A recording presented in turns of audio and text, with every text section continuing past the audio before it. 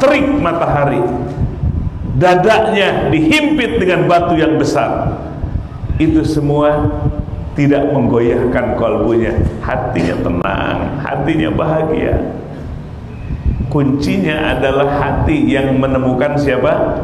Menemukan Allah subhanahu wa ta'ala.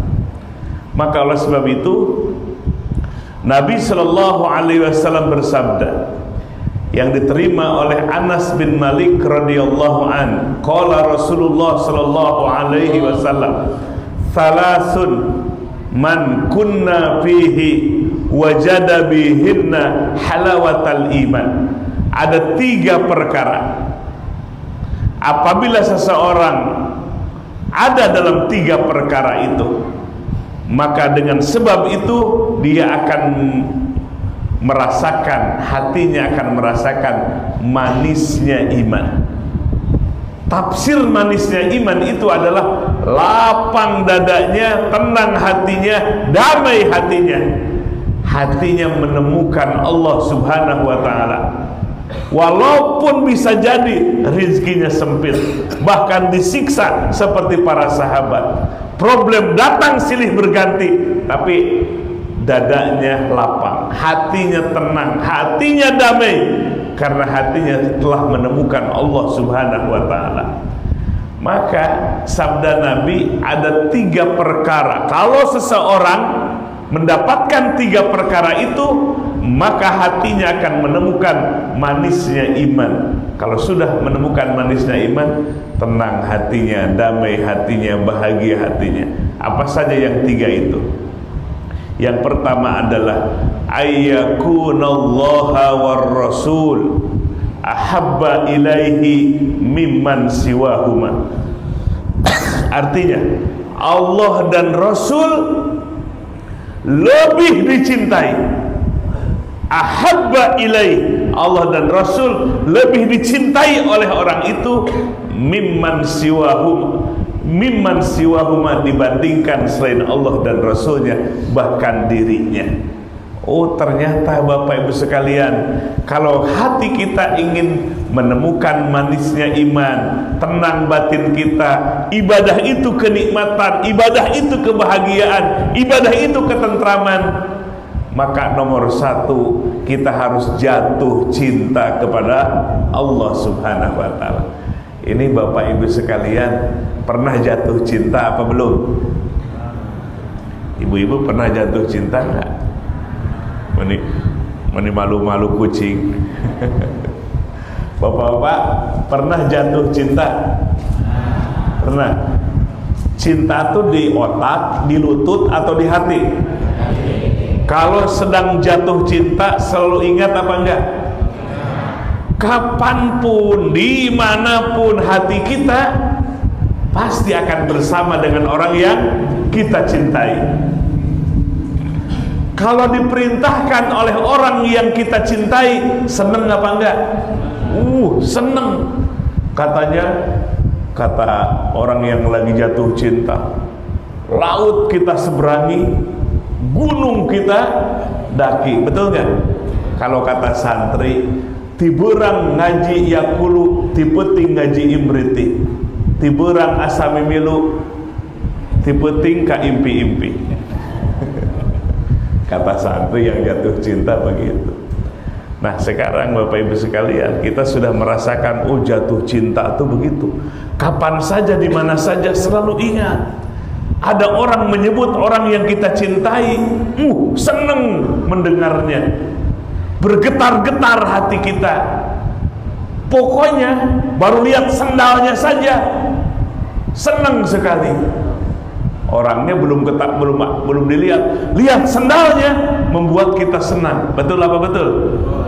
Mau dia dipas-pasin dulu, bener apa enggak gitu cinta teh. Sekarang sudah pernah jatuh cinta kepada Allah apa belum? Inilah pertanyaan besar kita. Pingin gak ibadah kita nikmat? Pingin gak ibadah kita bahagia? Inginkah dengan ibadah kita membuat tenang hati dan lapang dada? Mau gak? Kuncinya cintailah Allah, jatuh cinta kepada Allah.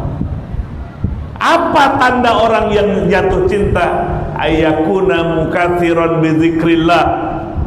Orang yang sedang jatuh cinta itu selalu menyebutnya, selalu mengingatnya. Maka dalam kitab Al-Minahus Saniyah karangan Syekh Abdul Wahab Asy'arani, Bapak Ibu sekalian, kita kenal tokoh-tokoh ulama kita. Syekh Abdul Wahab Asy'arani, Ibu kenal apa enggak? Kenal, ketemu di mana? Beliau itu dijelaskan dalam biografinya, rihlah ilmiahnya, perjalanan menimba ilmunya. Syekh Abdul Wahab Asy'arani radhiyallahu an, beliau berguru ilmu hadis, ilmu tafsir kepada Imam As-Suyuti rahimahullah. Imam As-Suyuti ulama besar, karangannya lebih daripada 600 kitab. Bapak-bapak bisa ngarang apa enggak? Jangankan ngarang, paling ngorong. 600 kitab. Setelah Syekh Abdul Wahab Asy'arani, beliau hidup di abad ke-10 Hijriah, berarti 5 abad yang lalu. Kemudian beliau ingin masuk mempelajari ilmu tasawuf. Baca kitab-kitab tasawuf. Ada kitab Qutul Qulub karangan Syekh Abdul Thalib Al-Maki, beliau hidup di abad ke-4 Hijriah. Belajar kitab-kitabnya Al-Muhasibi yang hidup di abad ke-2 Hijriah. Kemudian pelajari kitab yang dikarang oleh Hujjatul Islam Al-Ghazali yang hidup di abad ke-5 Hijriah. Pengakuan beliau, semakin dibaca kitab-kitab tasawuf semakin bingung. Semakin apa? Semakin bingung. Akhirnya beliau masuklah berguru kepada mursyid yang bernama Syekh Ali Al-Khawas. Ditunda kitab-kitab tasawufnya, beliau berguru kepada seorang mursyid yang bernama Syekh Ali Al-Khawas radhiyallahu anhu. Kemudian dapat talqin zikir dan berbaiat kepadanya. At-tahukum lil murid, si murid ingin dihukumi oleh mursyidnya. Zikir terus, riyadhah, mujahadah. Riyadhah mujahadah itu melatih hatinya, menjaga panca inderanya. Disibukkan dengan terus proses perjalanan menuju kepada Allah, sampai pada akhirnya dibukakanlah mata hati Syekh Abdul Wahab Asy'arani radhiyallahu anhu. Kata beliau dalam kitab Al-Anwar Al-Qudsiyahnya, aku berguru kepada mursyid Syekh Ali Al-Khawas. Beliau adalah laksana tangga yang membuat aku bisa sampai kepada Allah Subhanahu wa taala. Kemudian beliau mengarang kitab-kitab tasawuf, salah satunya Al-Anwar Al-Qudsiyah fi Ma'rifati Qawaidis Sufiyah, mengarang kitab syarah dari kitab Futuhat Al-Makkiyah karangan Ibnu Arabi radhiyallahu an, namanya Al-Kibrit Al-Ahmar. Beliau jelaskan tentang ilmu hakikat, tentang ilmu batin. Nah, inilah sosok Syekh Abdul Wahab Asy'arani radhiyallahu anhu.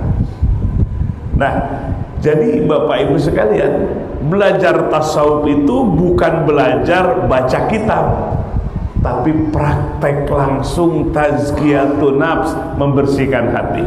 Lihat Bapak Ibu sekalian, dalam kitab Al-Munqidh minadh Dhalal, penyelamatan dari kesesatan, ditulis oleh Hujjatul Islam Imam Al-Ghazali. Beliau Bapak Ibu sekalian menjadi ulama besar, pakar ahli di bidang fikihnya madhab Syafi'i. Beliau pakar di bidang filsafat Islam. Beliau juga pakar di bidang ilmu yang lainnya. Tapi pada gilirannya beliau menemukan syak ragu dengan ilmu yang pernah dipelajarinya. Berjumpalah dengan adiknya Ahmad Al-Ghazali. Kalau Imam Al-Ghazali ayahnya meninggal semenjak kecil, beliau belajar ilmu-ilmu yang zahir, fikih, tafsir, hadis. Tapi kalau adiknya Imam Ahmad Al-Ghazali, adik berkakak, beliau terjun dalam dunia thariqah, mendalami ilmu hakikat. Satu waktu Bapak Ibu sekalian, kedua-duanya sedang pulang berkunjung kepada ibunya. Ayahnya sudah meninggal ketika mereka masih kecil. Sholatlah Imam Al-Ghazali, lalu di belakangnya adiknya Ahmad Al-Ghazali. Takbiratul ihram sampai selesai, Ahmad Al-Ghazali adiknya merasa tidak sah sholat dengan kakaknya. Kemudian sholat i'adah namanya, atau mu'adah atau i'adah, artinya balik sholat, mengulangi sholat. Kelihatan oleh Imam Ghazali, marah di hatinya Imam Ghazali, ngadulah ke ibunya. Ibunya manggil akhirnya kepada Ahmad Al-Ghazali. Nah, ini sejarah ini ditulis dalam kitab Marokil Ubudiyah yang ditulis oleh Syekh Nawawi Al-Bantani. Kisah ini akhirnya dipanggil, "Hei Ahmad Al-Ghazali, apakah sholat apa engkau tadi setelah sholat dengan kakakmu?"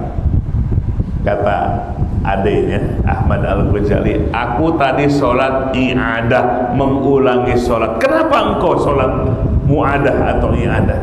"Karena aku tidak merasa sah diimami oleh kakakku." Itu Imam Ghazali merah wajahnya, asa dihinakan, direndahkan. Ditanya, "Kenapa demikian?" "Alhamdulillah atas karunia Allah, Allah bukakan mata hati ketika sholat dari takbir sampai salam. Kakakku Imam Ghazali, Allah perlihatkan mata batinku, kakakku hatinya tidak khusyuk sholatnya, berdarah gamisnya." Kata Imam Ghazali, "Ini gamis yang aku pakai tadi, ya, sedikit pun tidak ada darah nempel di gamisku." Kata adanya Imam Ahmad Al-Ghazali, yang dimaksud darah adalah darah hakikat. Karena engkau tidak khusyuk kepada Allah, tapi engkau sholat bukan khusyuk kepada Allah, tapi engkau sholat ingat bab karangan, bab head yang belum tuntas. Baru Imam Ghazali nangis, tersentuh hatinya. Ternyata adekku bukan orang terkenal, bukan ulama besar, tapi tahu isi hatiku. Ini yang mahal, ini yang belum aku dapatkan. Setelah itu, "Wahai adekku Ahmad Al-Ghazali, hantarkan aku ke gurumu." Langsung Bapak Ibu sekalian, dihantarkan seorang imam besar, ulama besar, Hujatul Islam Al-Ghazali, dibawa oleh adiknya ke satu kota, ke gurunya Imam Ahmad Al-Ghazali. Dikisahkan gurunya itu khomilu zikr, tidak dikenal. Kalau mungkin Bapak Ibu sekalian, ya ustadz yang ada di tajum-tajum gitu, yang ada di langgar-langgar, apa hirpahnya, pekerjaannya? Tukang sol sepatu, Pak. Jangan hinakan orang dengan pekerjaan, jangan hinakan orang dengan status sosial. Bisa jadi derajatnya lebih tinggi di sisi Allah Subhanahu wa taala. Ketika Nabi Shallallahu alaihi wasallam mensifati Uwais Al-Qarni, Nabi tidak berjumpa dengan Uwais Al-Qarni, tapi yang Aisyah yang menerimanya. Lalu kata sabda Nabi SAW, "Umar, kalau engkau menemukan Uwais Al-Qarni, minta doa kepadanya." Kenapa? Uwais Al-Qarni masyhurun fis sama, majhulun fil ardi. Dia terkenal di langit, tapi dia tidak dikenal oleh manusia kehebatan dan kemuliaannya. Jangan hinakan manusia dari pakaiannya, jangan hinakan manusia dari status sosialnya, jangan hinakan manusia dari kekayaannya. Banyak pelajaran berharga orang yang hina di hadapan masyarakat tapi mulia di sisi Allah. Tidak dikenal oleh manusia tapi dikenal oleh ahli langit, para malaikat akan kemuliaannya. Tanya jamaah sekalian, Imam Al-Ghazali setelah ketemu, wahai Tuan Guru, tolong aku ajarkan, aku ingin menjadi muridmu.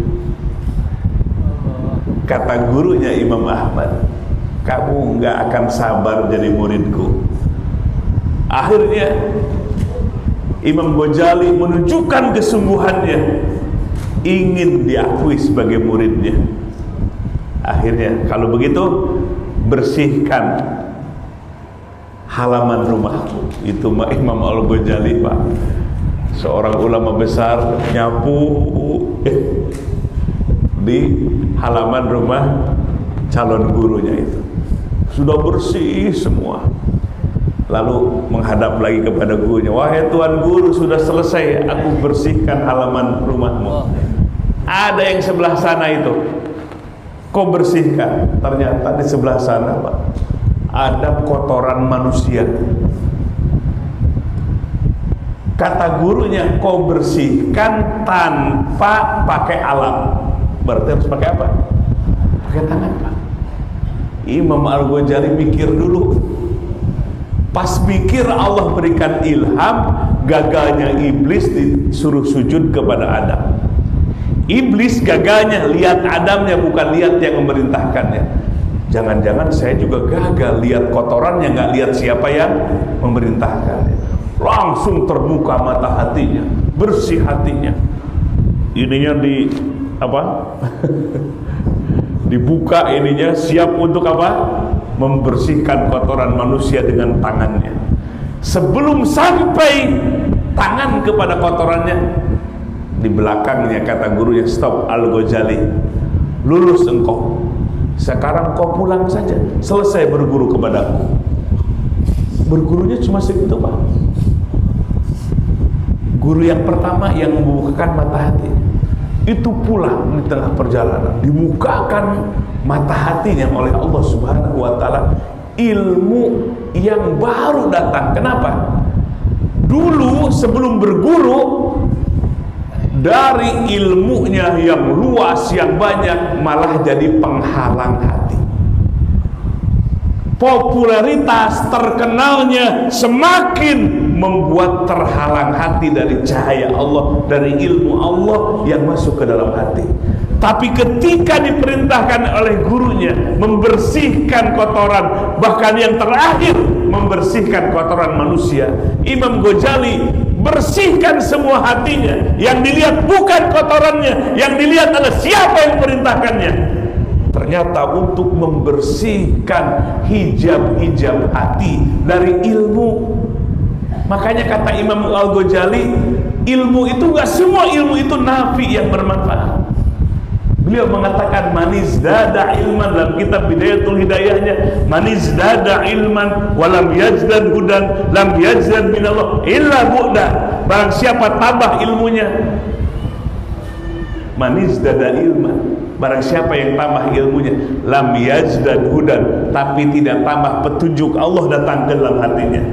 Lam yazdad minallah, tidak tambah dari Allah, ila buda, tambah jauh dengan Allah. Bisa tambah ilmu, tiap hari ngaji, tambah jauh dengan Allah, tambah jauh dengan hidayah Allah. Itu yang dikhawatirkan oleh Imam Al-Ghazali, yang pernah dirasakan oleh dirinya sendiri. Nabi berlindung, Allahumma inna na'udzubika min ilmin la yanfa. Ya Rabb, aku berlindung kepadamu dari ilmu yang tidak bermanfaat. Tambah ilmu, tambah sombong. Tambah ilmu, tambah keras hatinya. Tambah ilmu, tambah tidak takut dengan Allah. Allah berfirman, innama yakhshallaha min ibadihil ulama. Sesungguhnya orang yang takut kepada Allah dari kelompok ulama. Ulama itu yang berilmu. Kalau tambah ilmu, ilmunya nafi bermanfaat, tambah hati yang takut kepada Allah. Maka Imam Al-Ghazali setelah itu, Bapak Ibu sekalian, pulang ke pesantrennya, ngumpulin semua santri. Hei semua santriku, kau belajar bertahun-tahun di pesantren ini. Baru saja aku mendapatkan ilmu yang jauh kenikmatan dibandingkan dengan ilmu yang kalian pelajari selama ini.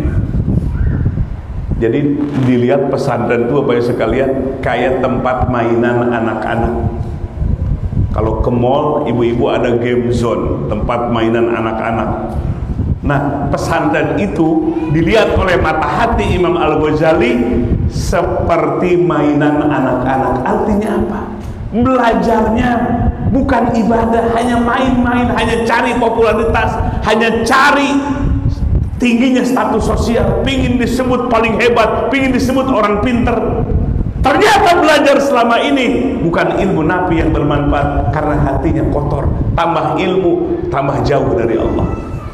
Akhirnya apa yang lakukan Imam Ghazali, Pak? 12 tahun keluar, tinggalkan pesantrennya. Ngapain ngajar orang, dirinya saja belum tahu Allah, belum makrifat kepada Allah. Pergi ke Damaskus, Pak.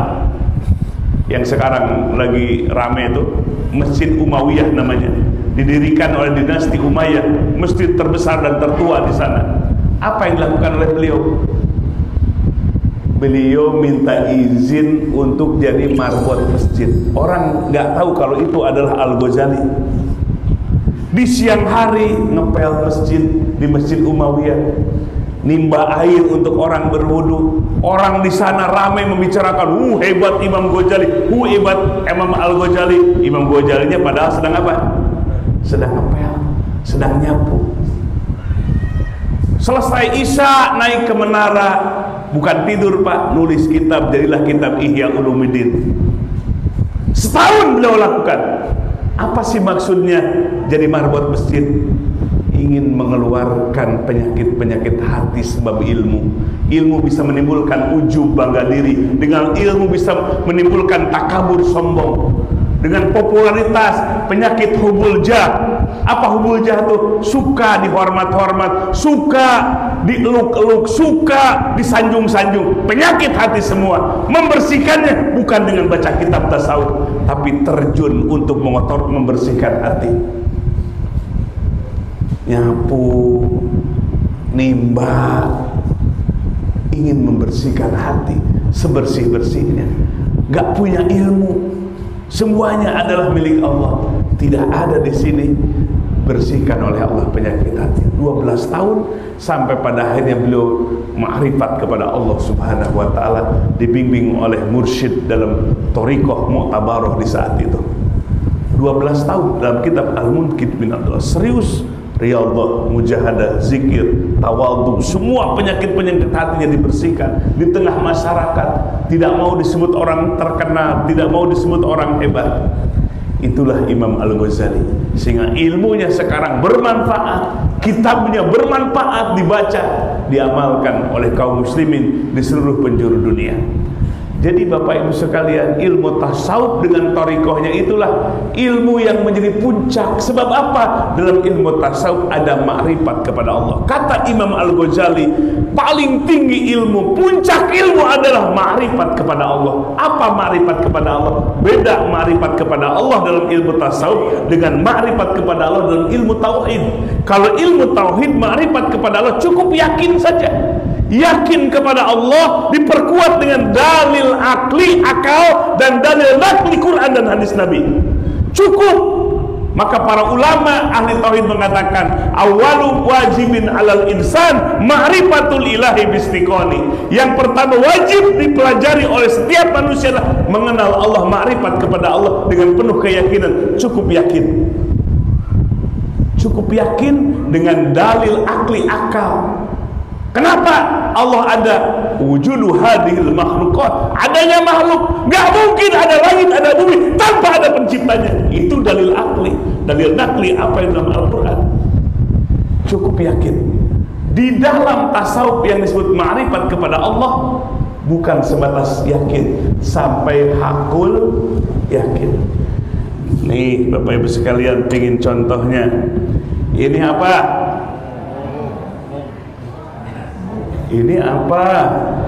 Yang belakang ini apa? Ada yang bilang air, ada yang bilang ini muk isinya. Yakin nggak nih?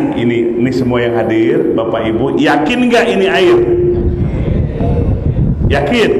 Kenapa? Ada ilmu. dalam ilmu yang kita tasawur bahwa panitia menyajikan air yang bersih, nggak mungkin air yang kotor, kan gitu. Jadi kalau Bapak Ibu sekalian percaya ini air, namanya ilmu yakin. Walaupun nggak lihat apa enggak? Namanya ilmu. Dalam ilmu tauhid, ma'rifat kepada Allah cukup yakin. Ilmu yakin namanya. Walaupun nggak lihat Allah, walaupun nggak merasakan, cukup di situ. Ma'rifat menurut ilmu tauhid. Tapi ma'rifat menurut ilmu tasawuf ada tingkatan. Setelah ilmu yakin, ainul yakin nih. Yang lihat ini tuh, kalau lihat air di sini, ainul yakin. Bapak-bapak tidak akan sampai naik ke ainul yakin, tetap aja ilmu yakin. Jangan lihat. Kalau lihat, ainul yakin. Di atasnya ada namanya hakul bismillah. Kedengeran gak? Bisi kurang bismillah. Kedengeran apa enggak? Kerasa nggak ke leher, ke tenggorokan kita, kerasa nggak? Wayahnya cuma ilmu yakin. Kalau hakul yakin dirasakan. Jadi ma'rifat menurut ilmu tasawuf itu apa? Tinggi. Apa? Kolbu merasakan hadirnya Allah. Kolbu zauq merasakan agungnya Allah. Nama Allah dan sifat Allah dirasakan oleh kolbunya. Itulah hakul yakin. Itulah ma'rifat menurut ilmu tasawuf. Jadi itu perbedaan. Ma'rifat menurut ilmu tasawuf dengan ma'rifat menurut ilmu tauhid. Jadi puncak ilmu, kata Imam Ghazali, ma'rifatullah. Kenapa? Kenal kepada Allahnya bukan sebatas yakin. Bapak Ibu sekalian yakin kepada Allah? Cukup yakin. Ma'rifat menurut ilmu tauhid. Tapi ma'rifat menurut ilmu tasawuf, kolbu kita zauq merasakan agungnya Allah. Disebut nama Allah, bergetar hatinya, tetesan air mata nggak bisa dibendung. Itulah ma'rifat kepada Allah, kolbunya merasakan. Apa yang dirasakan? Asma Allah yang 99, sifat Allah yang sempurna, wujud kidam bako, dirasakan oleh kolbunya. Maka dimanapun berada, dia merasa ditatap oleh Allah. Mau di tengah malam gelap gulita sendirian, dia tidak merasa sendirian. Yang keduanya adalah Allah.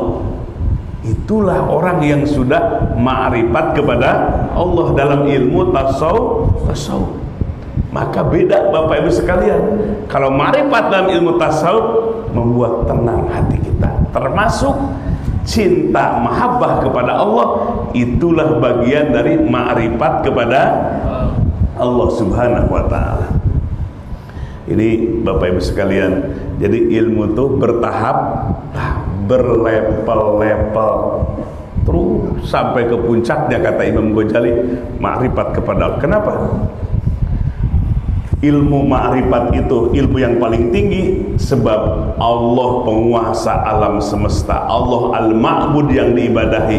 Kalau Allah penguasa alam semesta yang kita ibadahi, dikenal oleh kolbu kita, dirasakan oleh kolbu kita, maka itulah puncak daripada ilmu Allah Subhanahu wa ta'ala. Maka oleh sebab itu, tadi yang pertama, salah satu dari orang yang ma'rifat kepada Allah itu apabila sudah Allah tanamkan yang disebut dengan al-mahabbah, cinta kepada Allah Subhanahu wa ta'ala. Pingin gak jatuh cinta kepada Allah? Pantas Bapak Ibu sekalian, di antara orang-orang yang ma'rifat kepada Allah dan dikasih mahabbah cinta kepada Allah, para sahabat yang utama. Allah berfirman, allazina amanu asyaddu hubban lillah. Orang yang beriman yang dimaksud ketika itu para sahabat kibarus sahabat, para sahabat utama yang terdepan dalam ibadah, yang terdepan dalam sok solat, yang terdepan dalam sok dalam di medan perang. asyaddu hubban lillah, af'alu tafdil, asyaddu sangat cinta kepada siapa? Kepada Allah. Pantas Bapak Ibu sekalian, para sahabat itu gambarannya kalau diseru, diperintahkan oleh Nabi kita Sallallahu Alaihi Wasallam, itu seperti anak panah yang ditarik kemudian dilepas. Kira-kira cepat apa enggak? Hayya 'alas shalah. Siapa yang menyeru? Allah lewat Rasulnya. Itu datang ke masjidnya itu seperti anak panah ditarik kemudian dilepas, sep gitu. Bahkan seruan yang paling pahit apa? Maju ke medan perang. Asa ayyakrahu syai'an fahuwa khairul lakum wa asa an tuhibbu syai'an fahuwa syarrul lakum wallahu ya'lamu wa antum la ta'lamun. Ketika diseru perang pertama namanya perang Badar di tahun kedua Hijriah, pahit para sahabat untuk membawa senjata ke medan perang Badar ketika itu. Pahit sekali karena konsekuensinya nyawa yang satu-satunya harus dikorbankan.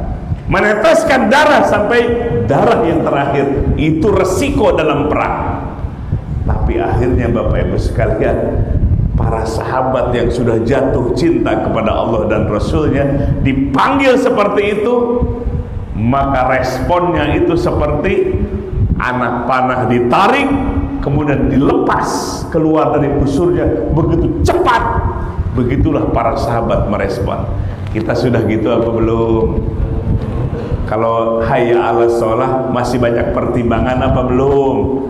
Ini belum selesai, ini belum kelar. Betul gak? Ini dia, pantas kita belum dilemparkan oleh Allah mahabbah, jatuh cinta kepada Allah Subhanahu wa taala. Ya, mudah-mudahan di akhir tahun kita ngumpul di sini, Allah lemparkan mahabbah cintanya ke dalam hati kita. Amin ya rabbal alamin.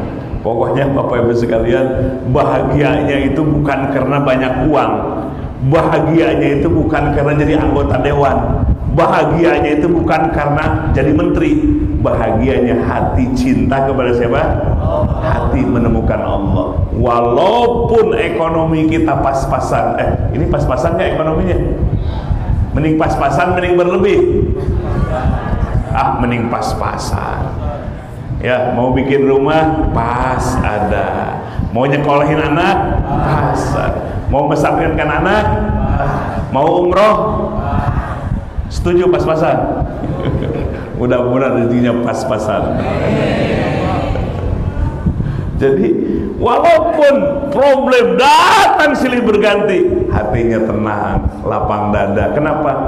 Hatinya telah menemukan Allah, hatinya sudah jatuh cinta kepada siapa? Pada Allah. Gimana sih pingin jatuh cinta kepada Allah? Allah lemparkan mahabbahnya ke dalam hati kita. Gimana caranya? Satu, Bapak Ibu sekalian, kolbu, cinta itu di hati, bukan di lutut, betul nggak? Dan cinta itu bukan di kepala. Makanya kata pepatah, orang yang jatuh cinta itu tai kotok rasa coklat. Bener nggak? Kalau Bapak Ibu sedang jatuh cinta, itu tai kotok ditoel, dirasa, katanya rasa coklat. Bener nggak? Cobaan itu. Kalau masih rasa tai ayam, belum jatuh cinta berarti. Sampai gitu dahsyatnya cinta itu. Makanya cinta itu bukan dipikir-pikir, cinta itu di hati. Kata sekampung jelek orang itu, kalau kita sudah jatuh cinta gimana? Itu maksudnya jatuh cinta di hati, bukan di kepala. Kata semua keluarga, jangan, hidungnya pesek. Ya, terus udah pesek, kulitnya hitam, penek lagi. Terus gimana lagi?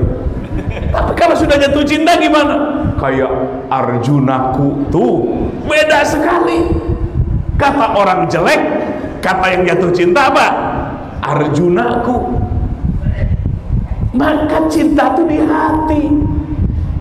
Kalau cinta kepada manusia, cinta ke lawan jenis, cinta kepada harta yang berlimpah, cinta kepada kedudukan yang tinggi, itu mah cinta murahan. Kenapa? Sebab Allah yang menghiasi dalam diri kita namanya syahwat. Zuyina linnas hubbus syahwati minan nisa ila akhir ayat. Allah yang menghiasi manusia dengan syahwatnya, suka kepada lawan jenis, suka kepada harta yang berlimpah emas dan perak, suka kepada perkebunan, suka dengan yang fasilitas yang mewah. Kalau kita jatuh cinta kepada hal duniawi, itu mah cinta murahan. Tapi yang mahal itu cinta kepada siapa? Cinta kepada Allah itu harus diperjuangkan, harus diusahakan. Gak bisa datang seperti hujan dari langit. Tapi cinta kepada Allah itu butuh perjuangan. Maka dalam ilmu tasawuf dijelaskan bagaimana caranya supaya kolbu kita jatuh cinta kepada Allah. Satu, karena cinta itu di kolbu. Kolbu ibarat wadah yang bening tembus pandang. Sekali jatuh kepada dosa, noda hitam. 10 kali jatuh dosa, 10 noda hitam. Semakin keras, keras hati lebih keras daripada batu. Asyadu qaswah. Dinasehati pun kalau hati keras tidak akan bisa menerimanya. Nah, maka yang pertama yang harus dilakukan adalah tazkiyatun nafs. Allah berfirman, qad aflaha man tazakka. Sungguh bahagia, sukses orang yang membersihkan hatinya dari dua hal. Pertama, noda dosa di masa lalu. Dosa menjadi noda dalam hati kita. Yang kedua, amrod al-qalbiyah, penyakit hati. Kata Imam Ghazali ada 10 penyakit hati yang berbahaya dalam kitabul arba'innya. 1, ujub, bangga diri. Ibu-ibu sudah tahajud sebulan berturut-turut, di hatinya nggak ada di pada heran tahajud hebat seperti saya. Nah, saya itu penyakit ujub. Nabi menyebutkan salasun muhlikat, 3 hal membinasakan manusia. Salah satunya ijabul mar'i binafsi, dia bangga dengan dirinya, merasa berilmu, merasa banyak amal solehnya, merasa paling soleh. Itu namanya penyakit hati, rusak ibadah kita. Yang kedua, sombong. Gomtunas, diantaranya sombong itu merendahkan manusia. Mungkin karena pinter, lihat orang yang bodoh, lihat dengan sebelah mata. Mungkin jadi pejabat, lihat rakyat jelata, dianggap sebelah mata lihatnya. Mungkin kita banyak amal soleh, ngaji di mana-mana, lihat orang yang masih di jalan-jalan, masih di kafe-kafe, kita lihat mencibirkannya, itu mah ahli neraka. Itu takabur, Pak. Yang ketiga, takabur itu apa? Hasad, iri, dengki kepada orang lain. Tetangganya beli parabola, dia beli paramek. Kok tetangga saya beli mobil baru ya? Saya tahu gajinya berapa. Sampai gaji orang tahu, Pak. Itu tanda orang yang kena hasad. Amal solehnya, kebaikannya habis kalau di hatinya ada hasad. Ria ketika ibadah, penyakit hati. Gak cukup dinilai oleh Allah, pingin dinilai oleh manusia dari ibadah kita, pingin dapat pujian dari tetangga kita. Gak cukup dinilai oleh Allah, dia cari-cari pujian-pujian dari manusia. Namanya ibadah terkena penyakit ria. Ada lagi penyakit hati namanya hubbur riasa, gila dengan kekuasaan, pingin jadi ketua umum selama-lamanya. Ada yang gitu nggak? Ada yang pingin jadi presiden seumur hidup. Ada yang gitu nggak? Banyak. Namanya apa? Hubbur riasa, penyakit hati. Pingin jadi pemimpin selama-lamanya. Itu penyakit hati. Ada hubbul jah, penyakit hati, suka dengan pujian manusia, penyakit hati. Hubbul dunia, cinta kepada materi dunia, itu pun penyakit hati. Ini 10 penyakit hati ini, Pak. Tidak mungkin mahabbah, cinta kepada Allah tumbuh di hati yang kotor. Maka bersihkan hati dari dosa dengan bertobat kepada Allah setiap hari. 100 kali sabda Nabi, baca istighfar. Baca istighfar 100 kali. Wabil asharihum yastakbirun. Yang paling efektif baca istighfar waktu sahur sebelum datang waktu subuh. Astagfirullah, tetesan air mata, mengakui dosa-dosa kita. Setiap hari kita istighfar, bersihkan lagi. Penyakit hati, kenali penyakit hati. Bagaimana cara menghilangkannya? Selalu ngaca diri. Ada nggak penyakit hati? Ada nggak penyakit ujub? Ada nggak penyakit sombong? Ada nggak penyakit ria? Ada nggak penyakit hasad? Ada nggak penyakit huburiasa? Itu semua harus getol kita mengevaluasi, ngaca diri. Namanya muhasabah. Itu yang pertama, Pak. Bersihkan hati. Yang kedua, setelah hati terus bersihkan setiap hari, setiap saat. Yang kedua, tahli, hiasi hati dengan sifat yang terpuji. Apa sifat yang terpuji? Satu, sabar, nahan diri. Ketika ibadah harus sabar. Belum selesai ngaji, jangan pulang, sabar. Diuji oleh Allah dengan yang pahit, sabar. Sabar itu sifat yang terpuji yang harus menghiasi hati kita. Yang kedua, syukur, rasa syukur kepada Allah. Kalau kita bertafakur setiap detik, setiap tarikan nafas, selalu nikmat-nikmat dari Allah. Allah yang menjaga mata kita, yang menjaga panca indera kita. Bersyukurlah kepada siapa? Kepada Allah. Syukur satu sifat yang harus memperindah kalbu kita. Yang ketiga, tawakal. Apa tawakal itu? Mewakilkan urusan kepada siapa? Allah. Di balik usaha yang maksimal. Jangan tawakal kepada usaha kita. Banyak orang tawakal dengan usahanya. Sekali untung, nepuk dada. Orang tawakal kepada usahanya, gagal, langsung putus asa. Tawakallah kepada siapa? Tawakal itu hati menggantungkan urusan kepada siapa? Di balik usaha maksimal kita. Tawakal adalah sifat yang terpuji yang harus mendandani kalbu kita. Selanjutnya apa? Selanjutnya adalah ridho kepada Allah. Kenapa? Kita semua sebelum lahir sudah ditetapkan oleh Allah, takdir kodok telah ditetapkan oleh Allah Subhanahu wa ta'ala. Semua yang terjadi karena takdir Allah. Kita belajar menerima ridho hati kepada ketetapan Allah. Pak, Ibu sekalian, di dunia ada yang kaya, ada yang banyak yang kaya, banyak yang miskin. Kita ada di mana? Kaya apa miskin? Ridho apa enggak? Nah, ini persoalannya. Ridho enggak kita? Nahnu qasamna ma'isyatahum fil hayatid dunya. Kami yang membagi-bagi ma'isyah kehidupan dalam kehidupan dunia. Ada yang diberi banyak, ada yang diberi sedikit. Kita sebagai hamba belajar ridho menerima itu. Kenapa? Ujian, banyak ujian, sedikit ujian. Nikmat ujian, musibah ujian.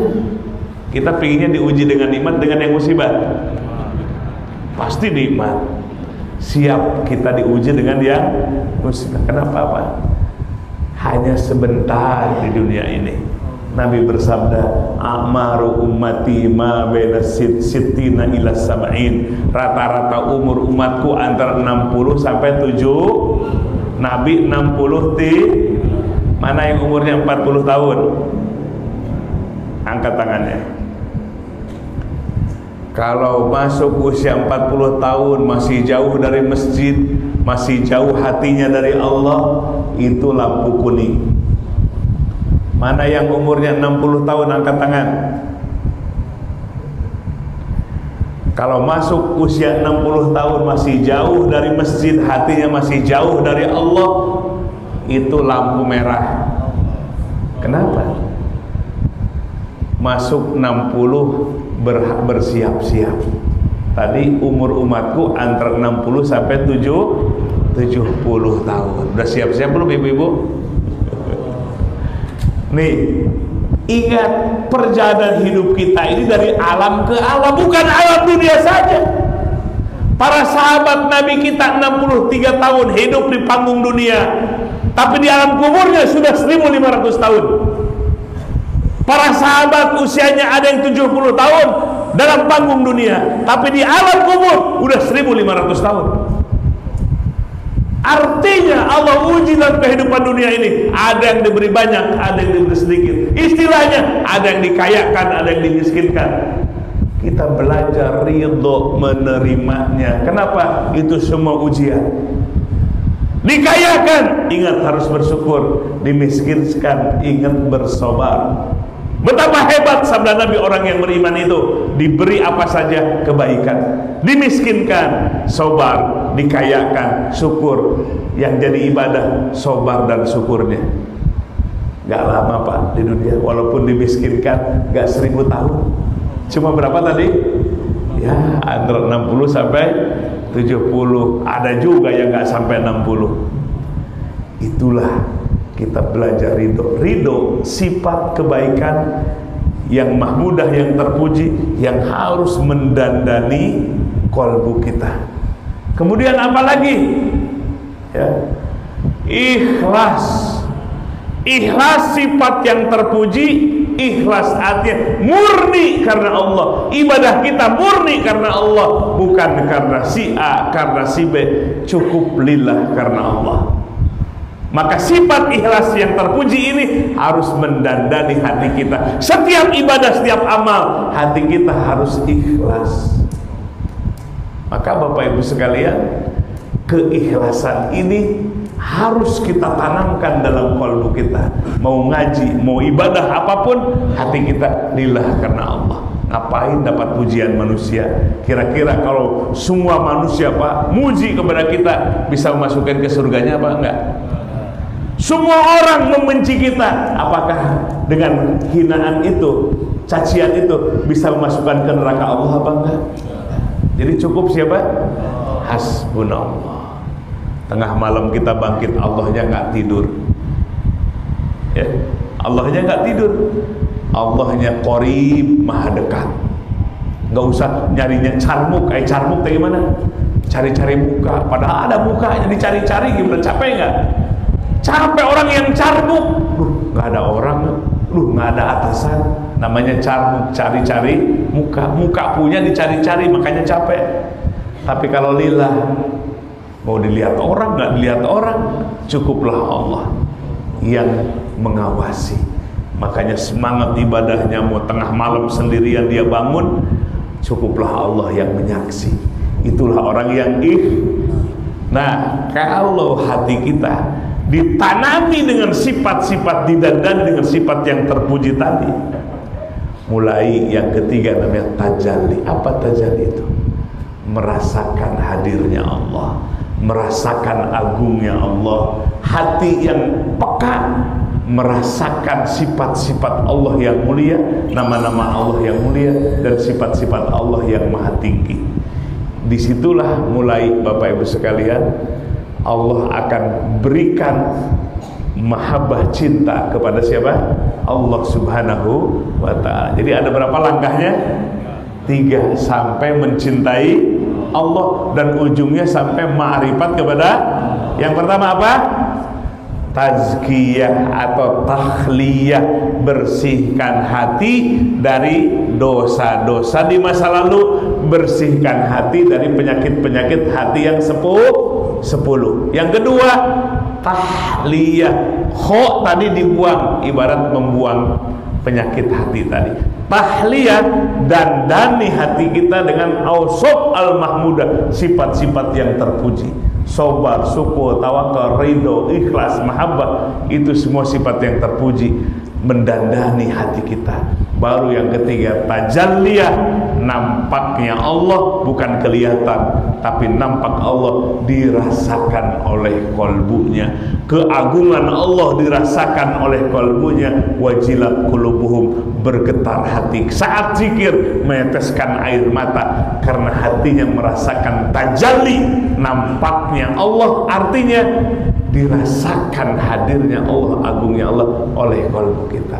Kalau sudah begitu, kata Imam Ghazali, Pak, itu sudah puncak. Dalam kitab Minhajul Abidin itu namanya sudah aqobatul hamdi wa syukri, di makom puncak ibadah memuji dan bersyukur. Bisa taat ibadah bukan merasa bisa sendiri, tapi anugerah dari Allah, pemberian dari Allah. Makanya mujinya kepada siapa? Kepada dirinya atau kepada Allah?